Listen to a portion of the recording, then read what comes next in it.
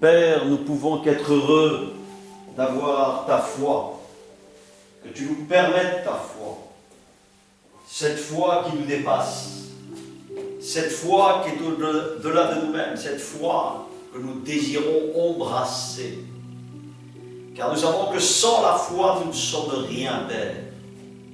Tu nous accordes cette foi qui est l'auteur du salut éternel, afin de nous apprendre, de nous enseigner au travers de tout ce que tu nous as donné, Père. Père, combien il est bon de te remercier, de sanctifier, d'apprendre à sanctifier sans cesse ton nom, à rappeler que tu es ce Dieu saint, que ton nom soit toujours saint, sanctifié, car c'est cela qui nous rapproche, Père, de toi. Nous sommes des impurs, nous ne sommes que simplement, Père, ce que nous avons hérité de nos pères. Mais tu nous permets par la grâce de la foi qui nous permet, Père, de voir ta parole à travers chacun de ton peuple, ton Église, s'accomplir en nous. Père, merci. Toi qui enseignes, toi qui es le même hier comme aujourd'hui et pour l'éternité. D'éternité en éternité, tu es Yahvé, tu es cet ancien des jours que nous proclamons. Par la puissance de ton esprit, la puissance, toi qui es saint, qui nous captive par la grâce de ton esprit de t'obéir. C'est la grâce de ton esprit qui nous permet de comprendre, Père, et qui nous ouvre l'intelligence à comprendre les prophéties, à comprendre, Père, que tu es venu à travers le rouleau du livre dans lequel tu t'es incarné, dans lequel tu t'es révélé, Père, à chacun de nous, à travers le témoignage que nous avons, Père, de nos pères, à travers les apôtres, à travers les saints et à travers les prophètes, afin que nous y soyons soumis, Père, soumis par le don que tu as donné, Père, qui est le don de ton esprit, le don de cet esprit, le don de la foi. Et rien qu'en cela, je te remercie afin de pouvoir partager cette foi, partager simplement, Père, ce que tu es capable de faire à travers des vies, une multitude, Père, de témoins, afin que chacun de nous puissions témoigner surtout ce que tu as fait. Aussi faible nous pouvons commencer, et aussi fort et fortifié dans ta parole, que Père, nous pouvons que rester bouche bée devant tout ce qui est écrit. Alors il est évident qu'aujourd'hui, je vais, à travers ce jour, enseigner la foi individuelle, la foi collective, la foi qui nous permet vraiment de comprendre ce qu'est la foi, et nous avons des tas de textes qui expliquent la foi. Et je vais prendre vraiment un texte que beaucoup peuvent connaître, beaucoup ne peuvent pas connaître, parce qu'il faut lire pour connaître. Et en lisant, nous apprenons à connaître l'auteur de notre foi, parce qu'il s'agit de la foi. Et la foi vient de ce qu'on entend, tout le monde connaît cette phrase, et ce qu'on entend vient de la parole de Dieu, c'est-à-dire des saintes écritures, qui sont scellées à travers les 66 livres, dédicacés à travers l'auteur lui-même, c'est-à-dire Dieu, Christ, Jésus, Dieu lui-même, qui a donné son approbation à travers ces 66 livres, dans lequel, bien sûr, l'on doit se tenir. Donc, nous savons que, comme je viens de le dire, à travers cette phrase, on va dire quelques textes pour vraiment réaliser la foi, et on va laisser vraiment sortir du tabernacle intérieur, du coffre de Dieu, cet esprit de foi, Parce qu'il nous faut, bien sûr, quand on s'approche de Dieu, qu'on croit qu'il existe, qu'on croit qu'il est le Père, c'est évident. Si on ne croit pas ça, si on ne se sent pas, comme je le dis très souvent, attiré par ce Dieu, eh bien il faut le chercher. Et pour avoir la certitude de le chercher, il a bien dû laisser quelque chose, bien évidemment, c'est-à-dire la foi. La foi n'est simplement que la confiance. C'est une confiance qui peut paraître abstraite pour beaucoup, mais nous savons que la foi, comme le dit l'Écriture, au chapitre 11 de Hébreux, et nous allons prendre Hébreux 11, « Or la foi, c'est la ferme assurance des choses qu'on espère. » Donc il y a avant tout, et la première des choses, une espérance. Et en deuxième virgule, la démonstration de celle qu'on ne voit pas. D'ailleurs, verset 2, il dit, c'est à cause d'elle que les anciens ont reçu un témoignage favorable. Donc les générations qui nous ont précédés nous ont expliqué à travers le témoignage de cette foi que nous avons du mal, pour la plupart, à saisir. Verset 3, il dit par la foi, voilà, confiance, nous comprenons que l'univers a été formé par la parole de Dieu, voilà, donc la parole de Dieu, c'est-à-dire le Verbe. Il faut qu'on croie que ce Verbe s'est incarné, il faut croire que dans une première phase, il a été l'être, et ensuite, incarnation de la lettre, à travers lui-même, l'Esprit, l'Esprit de vie, l'Esprit de Dieu. C'est pour ça que le témoignage du sang du sacrifice, de l'eau, bien évidemment, et de l'attestation, les trois sont en accord, de l'Esprit.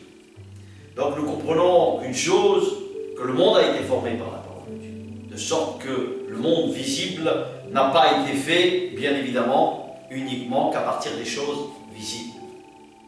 Donc nous savons, comme tout architecte, si on comprend le sens, il élabore des plans. Et avant d'élaborer des plans, il les réfléchit, il les pense, avant de les coucher sur papier, avant de les mettre sur papier. Et nous comprenons simplement que la pensée n'est que le reflet de cette confiance, de cet esprit qui a un plan pour l'humanité, qui a vraiment quelque chose à nous donner, à nous léguer, à nous faire comprendre pourquoi la foi, pourquoi le sacrifice de la croix et surtout pourquoi la foi. Donc cette foi, nous la devons simplement à lui, elle n'est pas naturelle. La foi, l'obéissance, comprendre ces choses, c'est être saisi par la puissance de Dieu, la puissance de son esprit. Il est évident que Dieu n'est pas trois, il n'est pas Trinité, non. Dieu est Père, et Dieu est le Père, Dieu est Dieu. Et nous savons que son incarnation, le réceptacle, Jésus, ce que l'on appelle Jésus, le Sauveur, le Maître, le Roi des Juifs, le Roi de toute la terre, le Roi de tout l'univers, ce Roi, c'est un Roi, c'est un Dieu. Et nous savons que la puissance de son esprit est quelque chose qui nous donne la foi, qui est un témoignage. C'est pour ça que quand nous lisons les textes, nous comprenons qu'à travers les évangiles, surtout l'évangile de Jean, où il explique le principe de l'esprit, Jean, l'apôtre, Jean qui révèle à travers les épîtres la puissance de l'esprit, et nous savons que la puissance de l'esprit nous donne la foi. Elle nous permet d'être au-delà de nous-mêmes, de nous faire espérer autre chose. C'est pour cette raison que la première phrase, or la foi, c'est la ferme assurance des choses qu'on espère. C'est une première chose que Dieu donne. C'est quelque chose qui nous permet vraiment d'avoir une assurance de ce que l'on appelle le salut, c'est-à-dire être recréé, renouvelé, revêtu de Christ, de la personne même, de la ressemblance de Dieu. C'est-à-dire que Dieu se recrée à travers un être humain. C'est pour cette raison que un Dieu fait un Dieu. Dieu Jésus, pour lequel il a été mis en croix, nous comprenons que ça a été à travers la loi un blasphème de dire je suis un Dieu. Aujourd'hui, dire je suis un fils de Dieu, au lieu de dire chrétien par exemple, qui veut tout dire et rien dire, le principe même du fils de Dieu est aux yeux de la loi un blasphème. Il n'a pas été mis en croix pour autre chose, pas pour les miracles, pas pour l'enseignement, mais un blasphème qui était insupportable en tant que fils de Dieu. Et nous devons comprendre que pour comprendre ces choses, il nous faut cette foi supérieure. Il nous faut cet esprit, recevoir cet esprit dans lequel la loi, la lettre de la loi, dans 613 lois qui sont expliquées à travers les Saintes Écritures, surtout à travers le Temple, à travers Moïse, dont il a reçu les principes dans le livre des Lévitiques, et où on explique les principes même du temple, de toutes ces lois, de la manière de se comporter, de la manière de se vêtir, etc., de manger. Ce sont toutes des lois, bien évidemment, qui étaient une cérémonie, des cérémonies qui permettaient de savoir comment il fallait s'approcher de ce Dieu. Donc, il y a une grande différence, bien évidemment, pour ceux qui se sentent interpellés en tant que fils de Dieu. Il s'agit simplement d'un appel à lui faire confiance. Et la foi, d'abord, va avec la confiance. Il nous faut surtout bien comprendre que nous devons appuyer, bien sûr, notre foi sur quelque chose de stable. Et le stable est le verbe, au scellé. Le verbe est, pour la plupart, si on connaît un tout petit peu le principe même d'il y a encore quelques années, il y a 50 ans encore en arrière, même 40, il suffisait d'une parole pour sceller, et il y a encore des traditions dans le domaine par exemple des pierres précieuses. On scelle par la parole, par simplement une tape à la main, sceller ce que l'on appelle une alliance par le verbe, qui n'est plus le cas, bien évidemment, puisqu'aujourd'hui on a recours à des tas de paperasses, justement, et qui fait que simplement aujourd'hui on ne peut plus compter sur le verbe, puisqu'aujourd'hui on a des moyens technologiques qui nous permettent d'enregistrer, qui nous permettent de filmer, puisque plus rien, et dans lequel, bien évidemment, on n'a plus confiance en rien. Donc, la foi égale, bien évidemment, confiance. Faire confiance en Dieu, bien évidemment. C'est pour cette raison que pour parler de cette foi individuelle, il est évident qu'avant qu'elle soit collective, c'est-à-dire ensemble, pour avoir un langage commun, un langage compréhensible, il nous faut ce que l'on appelle le socle. D'accord? Et dans ce socle, dans ce coffre, il doit se trouver, bien évidemment, quelque chose qui s'appelle l'écriture, la lettre, l'écriture, la lettre, selon les termes que l'on peut employer, et comment faire vivre la lettre.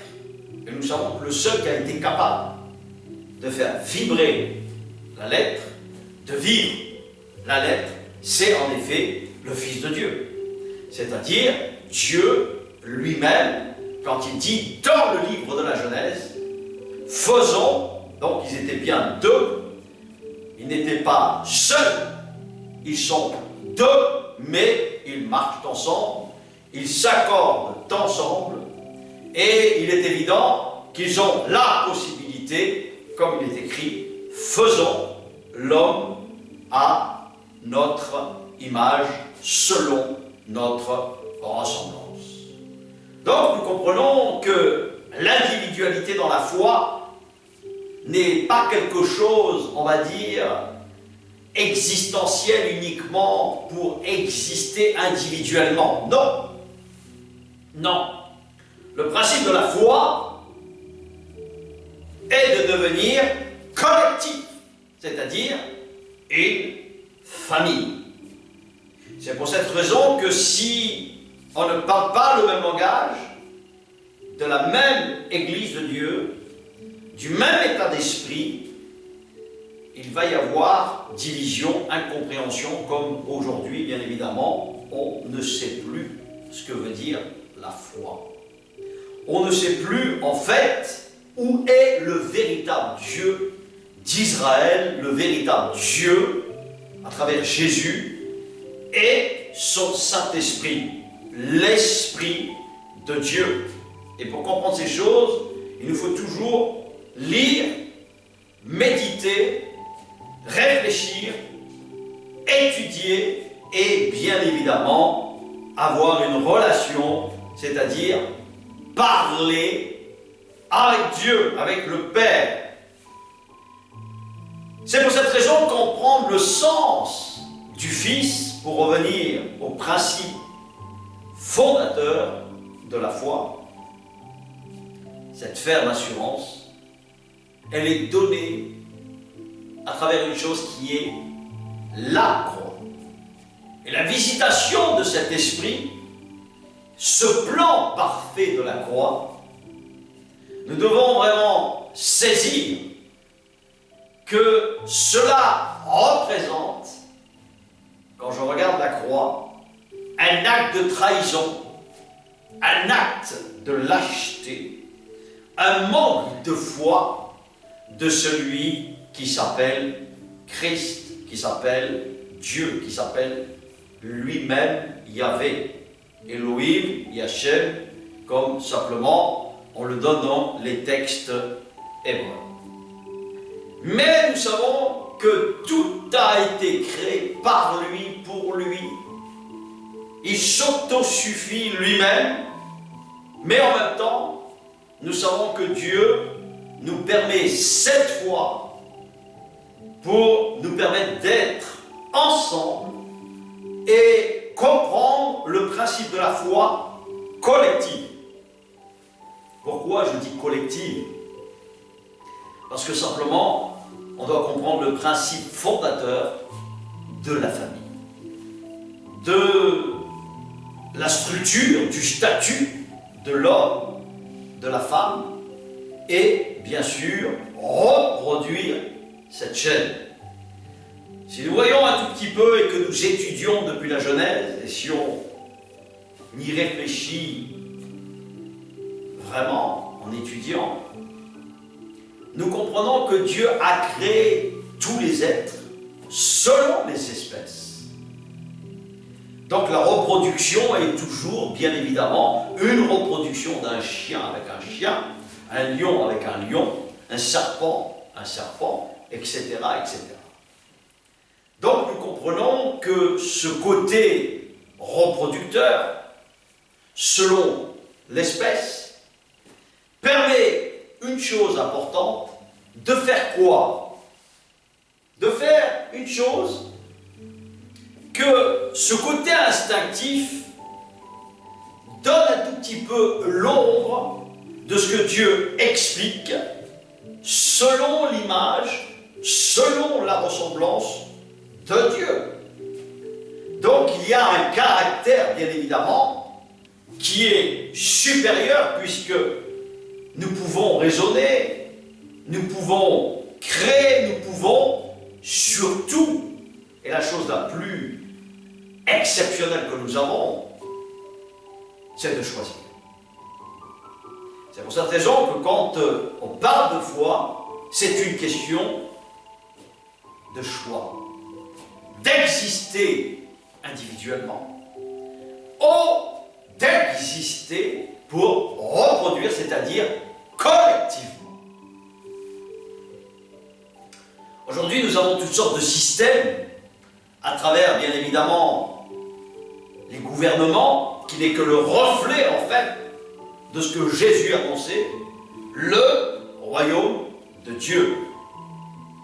Et la repentance n'est que simplement un retour en nous-mêmes, mais en ayant la foi de Dieu.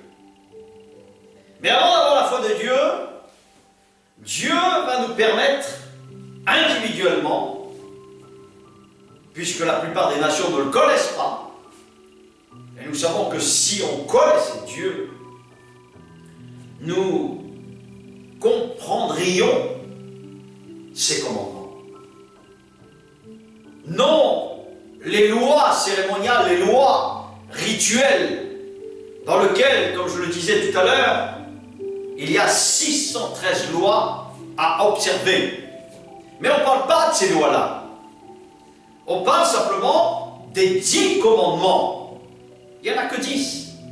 D'ailleurs, Dieu nous a façonnés d'une telle manière de se rappeler les 10 doigts, comme les 10 orteils de mes pieds.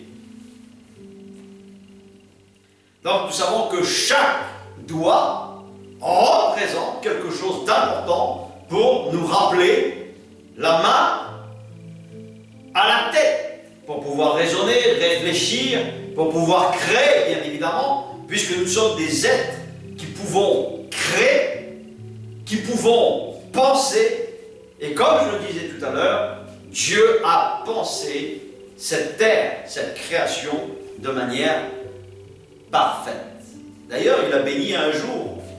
Il n'a pas béni le 7e jour pour bénir le 7e jour, comme cela, au hasard. Chaque fois que nous nous retranchons ou que nous rajoutons quelque chose dans cette parole, nous faisons offense à Dieu, c'est-à-dire à la croix.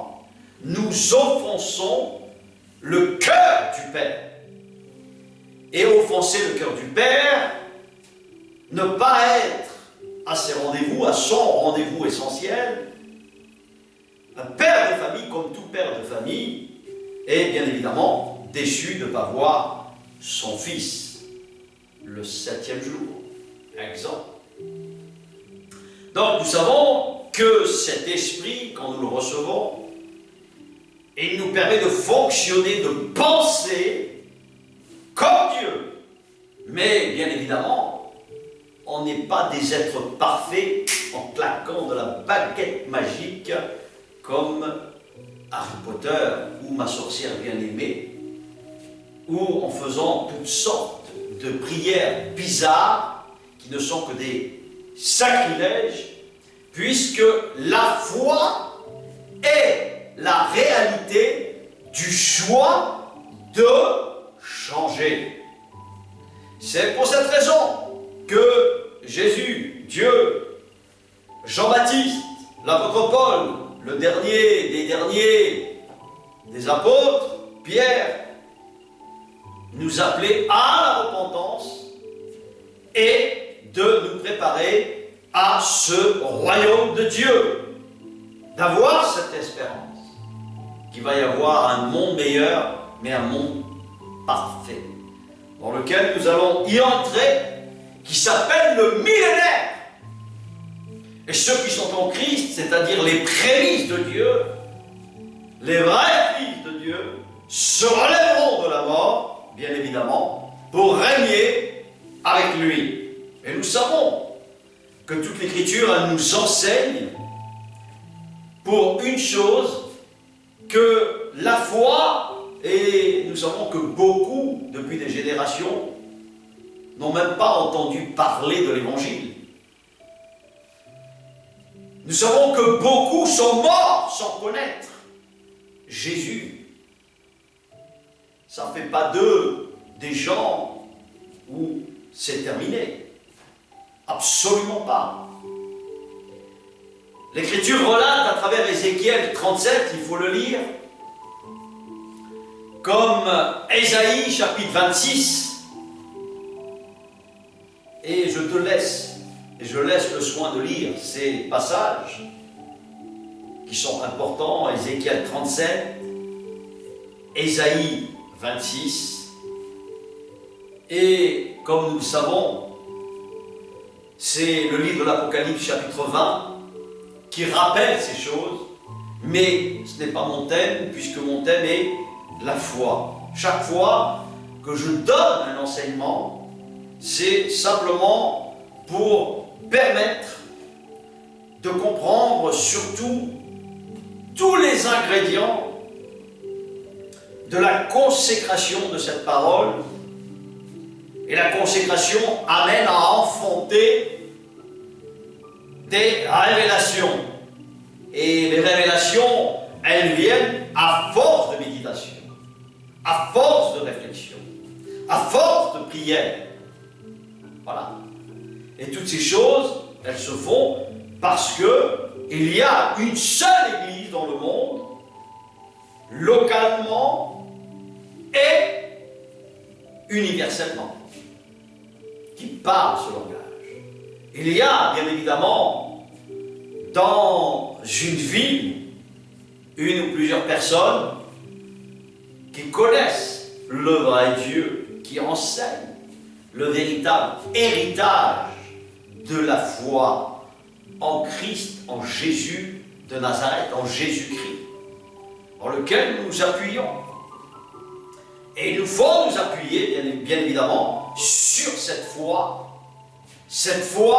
qui nous permet d'être stable, cette foi qui nous permet d'être endurant, cette foi qui nous permet d'être persévérant.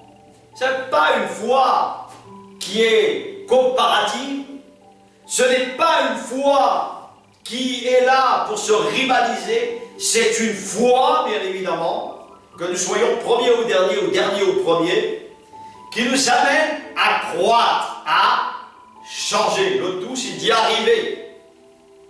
On s'en fout de la longueur, on s'en fout du temps, mais simplement dans le temps, je mets à l'intérieur de la croissance. J'ensemence des pensées de tout le contenu et de servir l'Église, de servir Dieu, de servir les saints, de comprendre toutes ces choses. Et en comprenant toutes ces choses, bien évidemment, j'avance, j'apprends la foi. La foi n'est pas quelque chose de naturel. Elle s'enseigne, elle s'apprend. D'ailleurs, le livre des Actes au chapitre 2, c'est ce qu'il dit. Nous enseignons, nous écoutons qui? Les apôtres étaient ensemble. Acte 2, je t'invite vraiment à le lire, quand il reçoit l'Esprit de Dieu, et de la manière dont il se propage, et de la manière, bien évidemment, ceux qui se sentent appelés, d'abord son peuple, bien évidemment, en tant que juifs, et ensuite, pour tous ceux et celles des autres nations. C'est-à-dire que ce royaume de Dieu s'en vient. Et il nous faut faire le choix de nous préparer, surtout, je dis bien, si l'on se sent appelé. C'est quelque chose qui est important. La foi vient de ce qu'on entend, et ce qu'on entend vient de la parole de Dieu. Nous comprenons que dans toutes les traductions, une ferme assurance.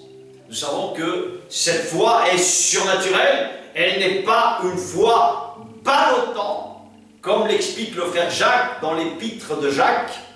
Ok? Et nous comprenons que celui qui a une foi parle autant, c'est que simplement une foi, ce que l'on appelle individuelle. Et la foi individuelle, la foi égocentrée, nous conduit, bien évidemment, à finir en poussière. Nous comprenons que la foi est faite pour reproduire, que la foi se transmet comme un flambeau. Et nous devons surtout, vraiment comprendre la foi de Jésus. Et nous comprenons que Jésus, quand il nous explique ces choses, qu'il nous donne ces choses, il nous les donne parce que nous lui faisons confiance. Et acte 5, au verset 32, il dira, la foi, l'Esprit de Dieu, la foi, l'Esprit de Dieu, est donnée à ceux qui lui obéissent. Et nous comprenons que suivre le plan, l'œuvre, comme la volonté de Dieu, sont un tout dans lequel, bien sûr, on se tient pour être la démonstration, l'ambassadeur, l'ambassadrice, homme ou femme, peu importe, de ce Dieu, dans lequel il y a tous les ingrédients, comme l'explique Galates, ou comme l'explique Galates chapitre 6 ou 1 Corinthiens chapitre 13, où nous avons tous les ingrédients de l'amour, de la foi et de l'espérance.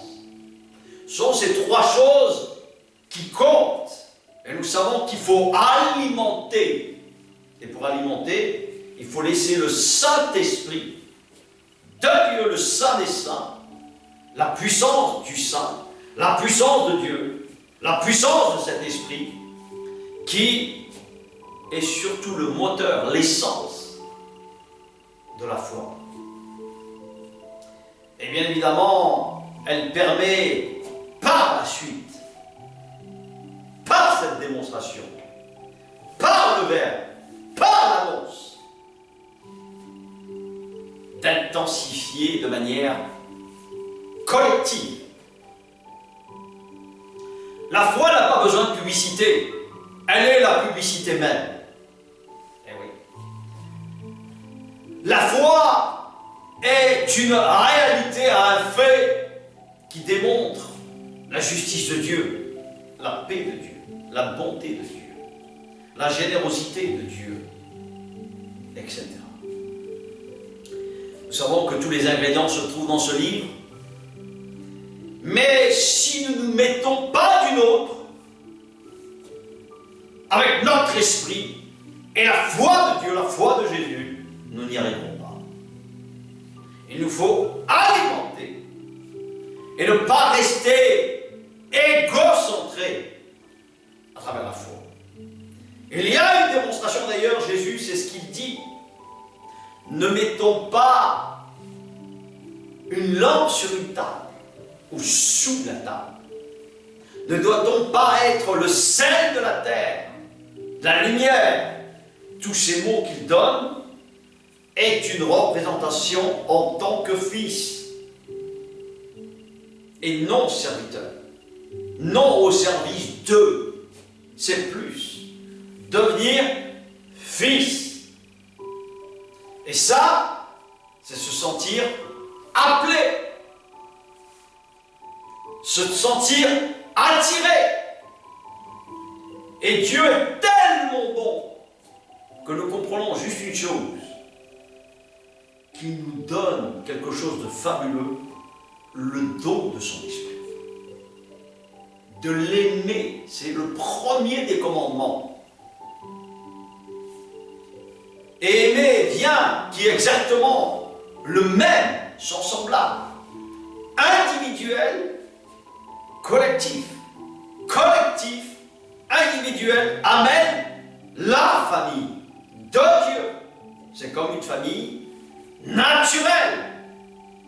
Mais il nous faut éduquer, corriger,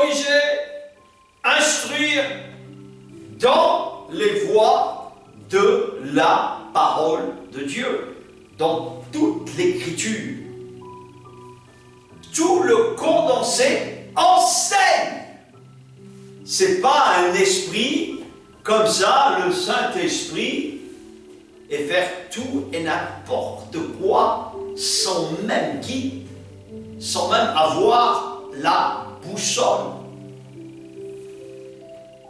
Et c'est ça qui est grave. Ce qui est très grave, c'est qu'il y a des enseignements de Saint-Esprit qui enseignent une chose: je sens, je ne ressens pas. Mais la chair, l'âme et la chair, l'âme est le réceptacle, le corps articulé par l'âme. L'âme est articule le corps. Donc nous savons que c'est purement instinctif. Et pour capter les réalités de Dieu, c'est-à-dire des commandements de Dieu, la manière dont Dieu fonctionne, la manière dont Dieu pense, c'est écrit. Il n'y a qu'à suivre la boussole. Il n'y a que suivre celui qui s'est vraiment donné, celui qui nous aime vraiment. Ce verset de Jean 3,16, car Dieu a tant aimé les hommes, les humains, qu'il s'est donné, qu'il s'est livré. Il l'a fait, il l'a prouvé. Il a prouvé son amour. Et nous-mêmes, nous devons aussi prouver que nous aimons Dieu. Ça nécessite bien sûr, comme la croix, des sacrifices. Et nous savons qu'il n'y a pas de victoire sans sacrifice. Le revêtement du sacrifice prouve qui on est. Dis-moi qui tu fréquentes, je te dirai qui tu es, et le prix du sacrifice. Il y a des choses en nous-mêmes que nous devons savoir quand nous nous approchons de cette parole sainte, de la croix elle-même. La croix n'est que simplement ce que je suis contre, justement, les innocents. Je n'aime pas l'innocence. Et l'innocence n'est pas quelque chose d'innocent uniquement. C'est bien plus que ça. Dans l'innocence, souvent, comme on ne connaît pas le vocabulaire, on le mélange avec ce qui est saint. Saint et innocent. L'innocence revêt pour la plupart faire les choses sans même penser qu'elles ont des conséquences. Dans ce monde, c'est ça l'innocence. Mais l'innocence, selon Dieu, ce n'est pas l'innocence. C'est ce qui est saint, c'est ce qui appelle à devenir saint, à être saint. Il ne faut pas tout mélanger. Et cette foi, bien évidemment, la foi de Dieu, est nettement supérieure à ta foi, comme à la mienne. Ma foi ne vaut rien à côté de la foi de Dieu. Et Dieu ne peut pas prendre plaisir, bien évidemment, si on n'a pas confiance en lui, si on ne se laisse pas modeler. Comme je le dis de manière très fréquente, il nous faut nous laisser modeler. Et nous sommes tous des modèles particuliers dans notre personnalité. Ce que Dieu change est le caractère. Et il nous faut changer de caractère. Il nous faut changer de mentalité, d'état d'esprit. C'est pour cette raison que quelquefois, nous ne sommes pas avec le bon esprit. Quelquefois, nous croyons prier un Jésus, mais quel genre de Jésus? C'est peut-être un Jésus sorcier, un Jésus bizarre que tu pries, c'est-à-dire qu'il y a un démon derrière, un état d'esprit qui te fait croire que c'est Jésus ou l'église de Jésus, ou un pasteur de Jésus, ou un pasteur qui a un esprit saint. Non, non. Romain dira, il y en a qui font naturellement ce que Dieu leur dit, parce qu'il met, il déverse ce qu'il est. Dieu est amour, Dieu est justice, Dieu est paix, Dieu est hospitalier, Dieu est généreux, etc. Et lui faire confiance, c'est espérer d'abord. Les trois auteurs, la foi, l'amour et l'espérance, s'appuient et s'articulent à travers ces trois choses. Et non de manière individuelle. Quand nous n'avons qu'une foi individuelle, une foi simplement centrée sur nos besoins, sur uniquement notre petite famille, ou nos petites bénédictions, ou notre petite église. Non. Non. La foi, elle se partage pour que la collectivité connaisse un jour le royaume de Dieu qui va venir. Le septième jour, le véritable et la véritable paix de Dieu. Le véritable, c'est lui. Le véritable roi, c'est Jésus. Ce véritable roi qui s'en vient. Que bien sûr, premièrement, le peuple juif reconnaîtra dans son intégralité. Zacharie le mentionne au chapitre 12. Ils pleureront sur celui qui a été percé pour eux. Comme un premier-né. Et là, on réalise ces choses. La croix, c'est ce qui nous amène à pleurer sur notre misère, sur notre pauvre petite foi. Cette foi individualiste, cette foi égocentrée, par le nom de Jésus de Nazareth. Cette foi doit nous conduire vers nous à changer et donner, partager les mêmes choses qui sont écrites, c'est-à-dire basées sur cet homme. Et en étant basé là-dessus, bien évidemment, Matthieu 19 le dira, et nous comprenons ce que dit Matthieu 19, quand nous lisons simplement qui a la foi, ceux qui me font confiance, ceux qui m'honorent, ceux qui me respectent, ceux qui cherchent ma volonté, ceux qui cherchent ce royaume. Quand tu lis Matthieu 19, tu le lis, tu le relis, tu le médites, tu le réfléchis, tu le pries, tu comprends mieux ce que Dieu nous explique. Et nous savons que même Jean le rétorque à plusieurs reprises, et toute l'Écriture nous rétorque. C'est celui qui aime, qui craint mes commandements. Il est évident que vraiment, on souhaite à chacun de rencontrer ce Dieu. Mais, comme je le dis à chaque fois,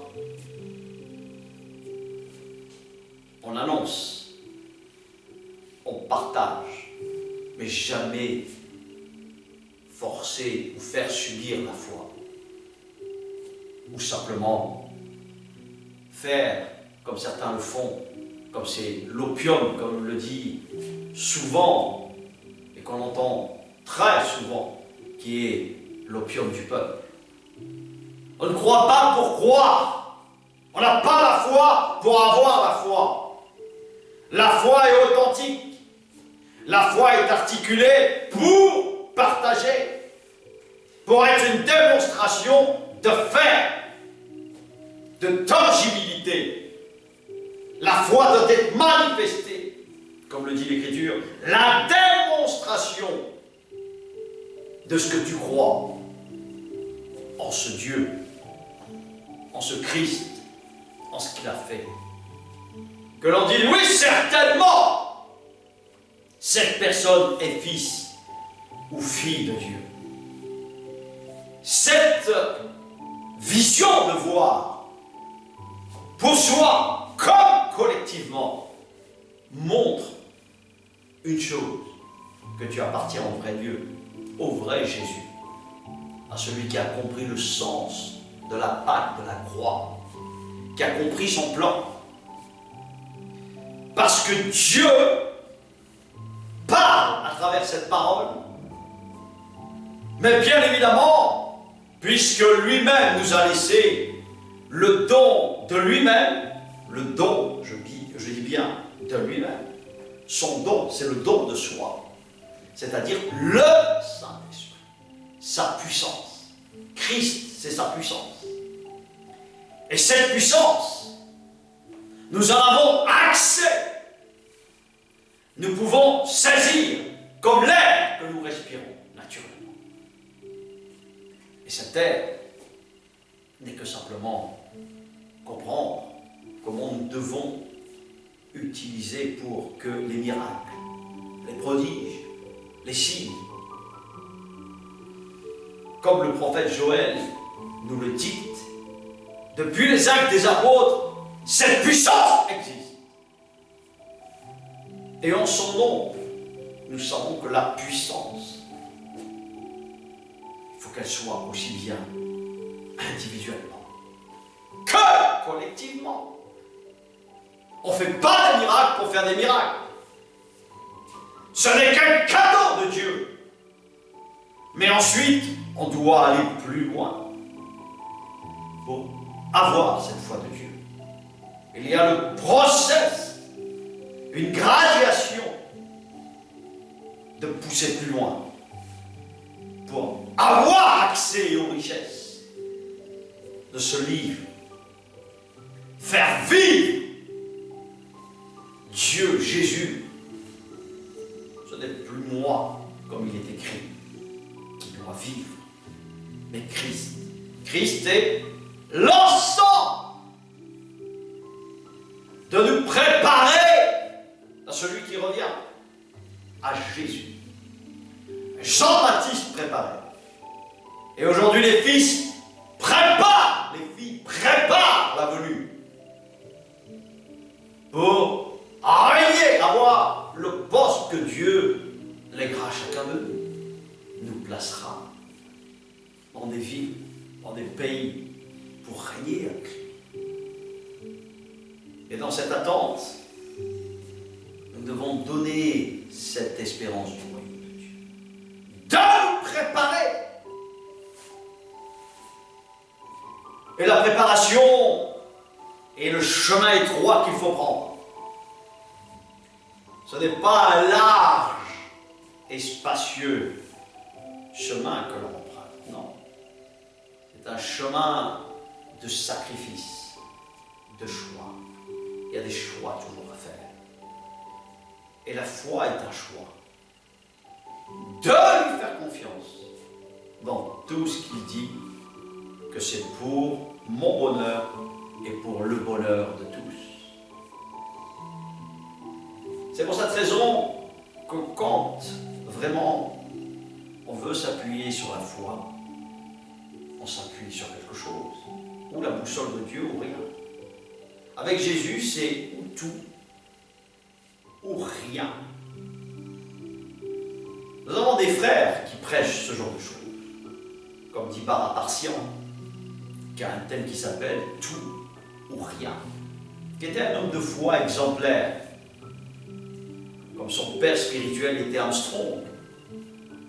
Il y a des gens, des hommes, des femmes, qui sont spectaculaires, qui ont cette foi de Dieu pour rester intacte, cette foi surnaturelle, cette foi qui est un don, le don de son esprit, de le partager dans l'enseignement, dans l'imposition des mains, dans les baptêmes, dans le baptême de l'eau, qui n'est qu'une préfiguration. Ce n'est pas un salut complet, uniquement le baptême de l'eau. Il est conscient, comme il est écrit, c'est l'engagement d'une bonne conscience envers Dieu et envers la collectivité à qui j'appartiens. Ce n'est pas un christianisme stérile, bien au contraire, c'est ce que l'on appelle l'Esprit de Dieu en action dans ta vie comme dans ma vie. Et nous devons vraiment comprendre cette famille, cette reproduction de la famille de Dieu, cette foi incarnée à travers le Verbe lui-même, Dieu lui-même, pour que nous soyons des petits Christ. Chacun doit devenir un petit Christ, c'est-à-dire un fils ou une fille de Dieu appartenant à la famille de Dieu. C'est ce qui est capital. Comprendre déjà la base élémentaire de la famille. Le sens même naturel de la famille. C'est l'ombre d'une famille spirituelle. D'une famille surnaturelle qui reprendra possession de la terre. Comme il est écrit dans un psaume, psaume 111 ou 115, il est écrit que Dieu a créé les cieux des cieux, qui est le quartier général de Dieu. Et il a créé la terre pour nous. Mais nous avons été volés, spoliés par un être spirituel qui s'appelle celui qui a fait un coup d'état à Dieu, Satan, qui n'était qu'au départ un ange de lumière exceptionnel, Lucifer. Donc nous comprenons que Dieu avait remarqué en lui une chose, la rébellion, l'iniquité, l'orgueil. Pour la plupart d'entre nous, c'est ce que nous sommes. C'est ce que j'étais. Il n'y a pas de honte à dire cela. Il n'y a pas de honte à dire que nous sommes tous, avec le même germe, avec la même racine, destinés naturellement à désobéir à Dieu. Que je n'ai jamais volé, c'est faux. Que je n'ai jamais menti, c'est faux. Que je n'ai jamais ci ou là, c'est faux. Mais la crainte de Dieu, l'obéissance qui donne la bénédiction. La bénédiction, elle nous accompagne quand c'est comme ça. Elle nous garde, elle nous protège. Il n'y a pas besoin de mendier la bénédiction. Oh, bénis-moi. Oh, donne-moi. Oh, bénis mon frère. Non. Non. Quand on est fils, on ne mendie pas. Est-ce qu'un fils mendie à son père? Non. Il demande. Son père lui dit oui, il lui dit non. Il faut prendre exemple sur la famille. Ton père peut te dire non. Ton père peut te dire oui. Si tu as une vraie prière, une vraie conversation avec Dieu, tu comprends ces choses. C'est pas d'une manière oh Jésus, mon bobo, c'est un Dieu lointain, ça. Le vrai Dieu est proche. Il est là. Dieu est là. Est-ce que tu crois que Dieu est là? Comprendre ses convocations. Comprendre que c'est un Dieu qui est Père, qui veut être notre Père. Simplement dire, voilà, c'est vrai, je ne te connais pas. C'est simple, ce sont des mots simples. Je désire connaître cet esprit. Je suis si pauvre dans mon esprit. J'ai besoin de cet esprit. J'ai besoin de courage pour te connaître. Pour faire le choix. Pour avoir la foi. Voilà. La pauvreté nous conduit à la richesse. L'humilité nous conduit à sa gloire. Oh Dieu. C'est cela que nous partageons. C'est cela que nous disons. C'est cela que j'aime partager avec mes frères, bien sûr, mes sœurs premièrement, et ensuite pour mon prochain, pour mon contemporain, pour mon ennemi, pour qu'ils te connaissent. Comme toi, tu l'as dit, Père, pardonne-leur ceux qui ne te connaissent pas, car ils ne savent pas ce qu'ils font, ce qu'ils disent même, ce qu'ils pensent. Quelle misère, quelle pauvreté de pardonner sans cesse. D'être pardon comme tu es pardon. D'aimer comme tu es. de sanctifier sans cesse ton nom. Parce que c'est toi qui nous préserves des maux de moi-même. Je n'y arriverai pas, afin que j'apprenne à détourner mon regard là où je ne dois pas avoir le regard. Dire ce que je dois dire et de fermer ma bouche quand je dis des choses odieuses. Apprends-moi à savoir parler. Esprit Saint, tu es mon morse. Esprit Saint, tu téléguides selon la boussole de ta parole, afin de voir le nord, l'est, l'ouest et l'est et le sud. Jésus, merci. Ceux qui entendent ce message, Jésus, merci pour capturer, Père, une personne qui se sent appelée par toi et qu'elle expérimente tes bontés, tes grâces. Ah oui, Jésus, tes grâces. Surtout, le don le plus extraordinaire, le don le plus lumineux, le don des dons, la puissance de ton esprit, afin que tu sanctifies ceux qui s'approchent de toi par ta présence. De ta présence qui sanctifie, ta présence. Pour dire à toi la gloire, l'honneur comme la puissance qui sont tiennes, et rien que toi. Amen. Amen. Amen.